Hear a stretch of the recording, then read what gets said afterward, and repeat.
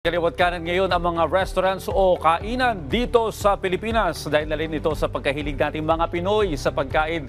Kaya naman isang Pinoy ang naisipang magsimula ng isang Pan-Asian restaurant. Alamin po natin yan, ang kanyang business story dito lamang sa Negosyo Tayo.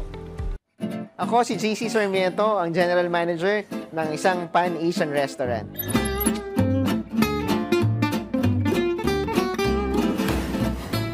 Sa isang inspirasyon ng isang chef. Ito ay nabuo dahil sa experiences din niya sa pagmamanage ng restaurant. So, naisip niya na dalhin sa Pilipinas yung concept ng Asian restaurant na kakaiba naman at matikman ng mga Pilipino. Serving different Asian cuisine with a twist.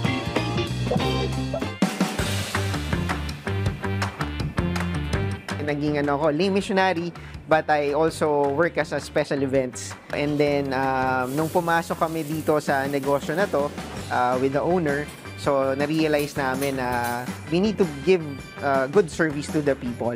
So, pasok pa rin naman siya doon sa linya ko dahil HRM graduate ako.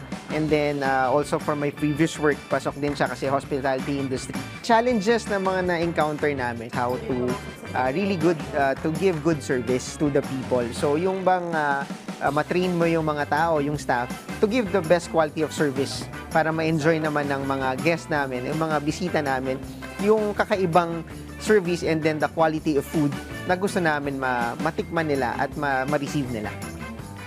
Lessons that I learned sa pagpapatakbo itong negosyo na to, siguro yung kailangan mo mahabang pasensya.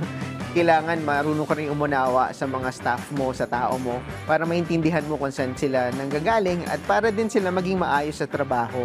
To overcome the challenges is to really focus ano ba yung goal namin for the business para hindi rin maligaw o hindi kami mapunta kung saan-saan. Kasi sa amin, we want to have yung a family-oriented staff.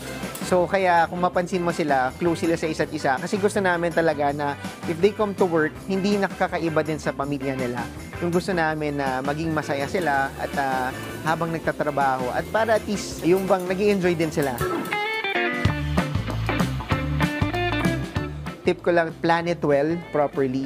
And siyempre yung bang magkaroon ka rin ng pasensya, mahabang pasensya dahil hindi basta-basta ang pagpapasok sa negosyo.